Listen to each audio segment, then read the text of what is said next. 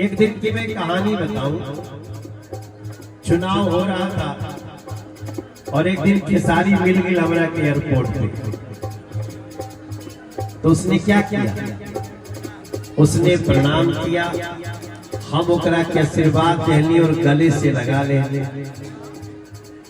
रितेश बाबू मिलने एगो प्रोग्राम में हमने के कहीं मिलनी जा, तो हमें गाना इनका के गा के सुनौली कि ऊपर वाली के चक्कर में लड़का को पिटाई बा,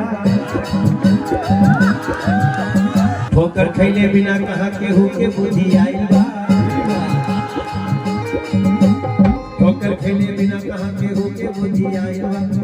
अरे कान पकड़ ले, पाठ पकड़ ले, भैया के जाके कोरा में धर ले, कहले अब ना मिलाई कोनो लड़की से नजरिया, माई बाबू भैया जवन कहे यही से ठीक कहा।